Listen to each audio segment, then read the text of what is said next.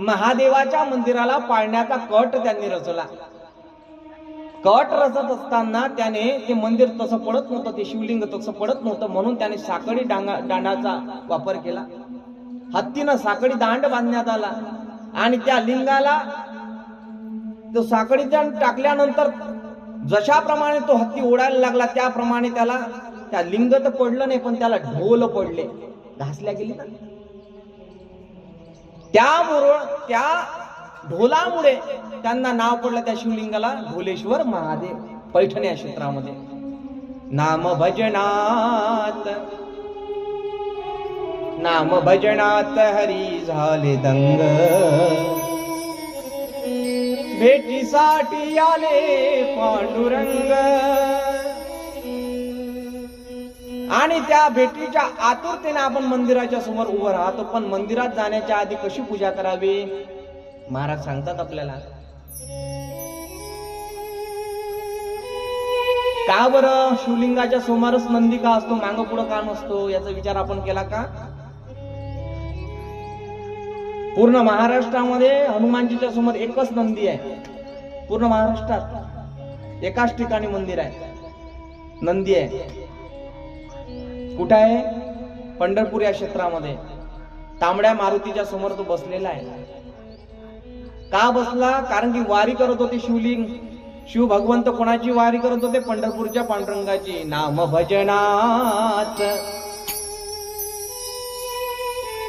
भजनात हरी झाले दंग. मा पार्वतीनं म्हणावं शिवशंकराला, चला ना हो कुठेतरी फिरायला. नवीन नवीन लग्न झालं, एक बाळ आपल्याला झालं, गणपती आहे, सर्व काही झालं आपलं मनासारखं. महादेव भक्त कोणाचे? भक्ताचा भक्त जो असतो त्याला देव असं म्हणतात. संत देव यामध्ये कोणत्याही प्रकारचा भेदभाव नाही. देवते संत निमित्त त्या प्रतिमा निमित्त असतात, कार्य निमित्त असतं. ऐकत आहात ना सर्वजण? मग पार्वतीनं म्हणावं सर्व मनासारखं घडलं, आता वारीला जायचंय. नवीन लग्न झाले तर तेव्हा लोक कुठं जातात माहितीये का तुम्हाला? बाहेर झालं किंवा एखादं मूल त्यांना जन्माला तर कुठं घेऊन जातात? गोवा. शाबास, हा, व्हेरी गुड, गोवा. महादेवानं तो पराक्रम केला नाही. कुठे नेला? पंढरपूरच्या वारीला. अगं पार्वते, आषाढीला खूप गर्दी असते, तू एकुलती एक आहे, थांबत असशील तर थांब, इच्छा असते चल. आग्रह केला का? नामाचा आग्रह संत करत नसतात किंवा देव करत नसतात. पार्वती आणि गणपती बाप्पा आणि नंदीला सोबत घेतलं आणि निघाले वारीला. पाऊले चालती पंढरीची वाट, पाऊले चालती पंढरीची वाट. निघाले. आता ती पंढरीची वाट म्हणजे काही सोपी आहे का, साधी आहे का? नाही. संतांची भेट ज्याप्रमाणे अवघड असतं त्याप्रमाणे देवाची भेट काही साधी आहे का बुवा? नाही नाही नाही नाही. नारदाचा एकीकडे श्राप, रुद्र संहिता आणि विद्येश्वर संहिता सोबत घेऊन चालून राहिलो. लक्ष करा, मी समन्वय कसं साधून राहिलो. नारदाने काय श्राप दिला होता? की तुम्ही दुःखी व्हाल. कशामध्ये? पत्नी करिता. आणि तुम्हाला पत्नी मिळवण्याकरिता आमच्या वानराचं सहाय्य घ्यावं लागेल, आमच्या जातीचं सहाय्य घ्यावं लागेल. हे शब्द लक्षात होते. कोणाच्या? विष्णूच्या. विष्णूला दिला श्राप होता ना. विष्णूला तसाच श्राप मिळाला नाही. ते गण जे होते ते गण कोण होते? जय विजय होते. सनक, सनानंद, सनातन, सनत कुमार हे 4 वर्ष 4 जण 5-5 वर्षाचे बालक आहे, जेव्हा विष्णूच्या भेटीला स्वर्गात जातात, विष्णू लोकामध्ये जातात, तेव्हा जय विजय हे द्वारपाल आहेत, अडवतात, आप भगवान दर्शन नहीं ले सकते, अभी शयन कर रहे हमारे भगवंत. अरे मूर्खांनो, एका भक्ताला देवापासून दूर लोटता, सावधान. राक्षस वृत्तीमध्ये तुम्ही, राक्षसाच्या भाषेमध्ये तुम्ही माझ्यासोबत बोलत आहात, अडथळा केलेला आहे, म्हणून मी तुम्हाला श्राप देतो.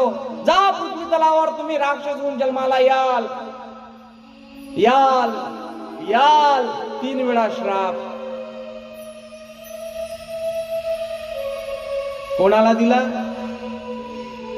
जय आणि विजयाला. हे राक्षस आहे. जे गण होते नारदाच्या समोर मजा घेऊन राहिले होते, चिंता नाही का? कोणाची विनाकारण थट्टा करू नये, कोणाची विनाकारण थट्टा करू नये, विशेषतः साधूची थट्टा करू नाही नाही नाही नाही. साधू कोणी रस्त्यानं जात असेल, माळकरी असेल, गोपीचंदनाची उटी लावली असेल, टोपी घातलेली असेल, माळ जपत असेल, टीका टिप्पणी करू नये त्यावर.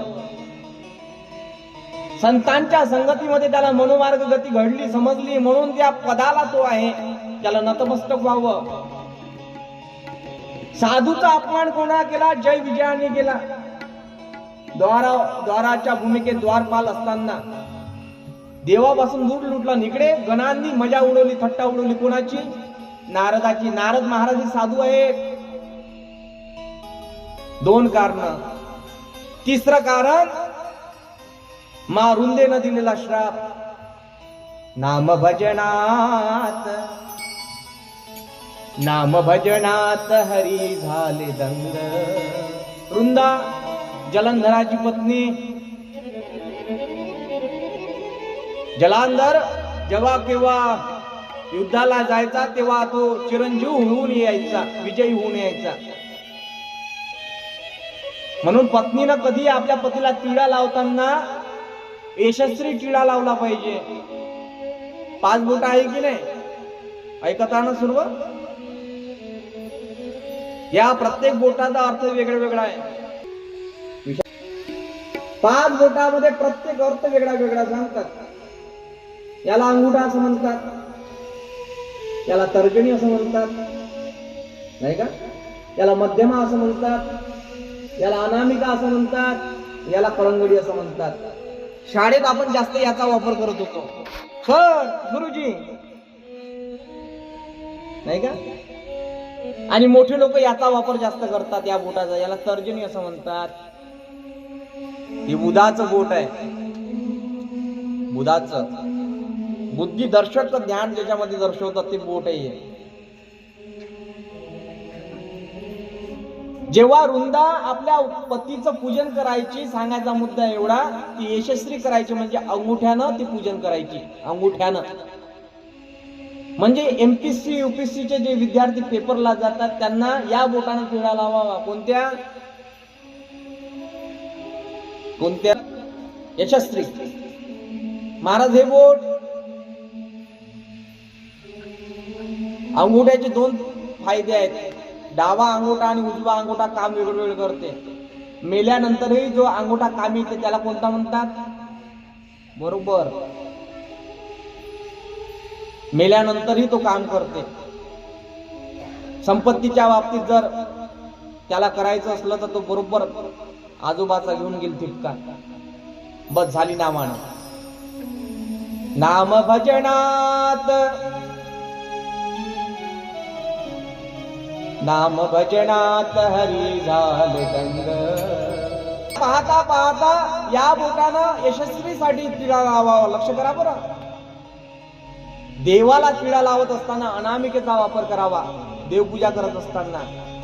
पण पुरुषांना टिळा लावताना किंवा अन्य पुरुषांना टिळा लावत असताना मध्यमा, या बोटाचा मध्यमा, याला शनीचं बोट सुद्धा म्हणतात, याचा वापर करावा. असा टिळा लावावा.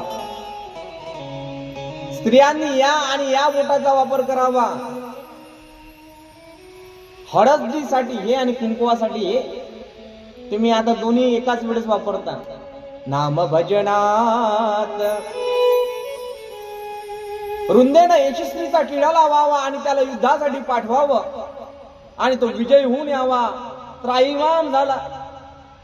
देव, लोक, इंद्र, राजा, गंधर्व सर्व ऋषी मुनी त्रस्त झाले त्याच्या विजयामुळे. विष्णूकडे विनंती करतात, भगवंता वाचवा. तिच्या पतिव्रताच्या धर्माच्या मुळे त्याचं सामर्थ्य वाढत आहे. जात असताना ती घरी दिवा लावायची. पती आपला घरातून बाहेर निघाला तर चांगलं कार्य करण्याच्या आधी दीपदानाचा संस्कार आहे. त्याच्यामध्ये दीपदानाचं मोठं महत्व आहे. दीपदान कलिंग देशचा राजा, कलिंग देशाचा राजा त्यानं केलं होतं. मंदिरामध्ये दिल्यानंतर कलिंग देशाचा राजा जो आधी, नंतर तो कुबेर झाला. कुबेरानंतर गुणानिधी झाला. गुणानिधीतून कुबेरामध्ये त्याचं रूपांतरित झालं. ही कथा इथे येते. हे सांगत असताना जेव्हा ती यशस्वीचा टिळा लावायची तेव्हा त्याच्या अंगावरून तेव्हाची जी दमडी आहे, नाना आहे, अशी ओवाळून टाकायची. अशी ओवाळून टाकायची. कोणाचं अक्षमान करत असताना तुम्ही काय करता? सोनं ओवाळता. ओवाळता की नाही? ओवाळावं लागतं ते.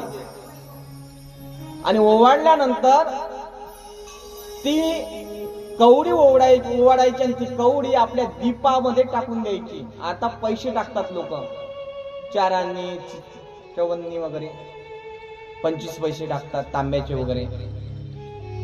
आणि एका पायावर उभं राहून ते तप करायची. त्या तपाचं सामर्थ्य एवढं होतं पतिव्रता धर्माचं. पतिव्रता धर्माचं सामर्थ्य भरपूर आहे.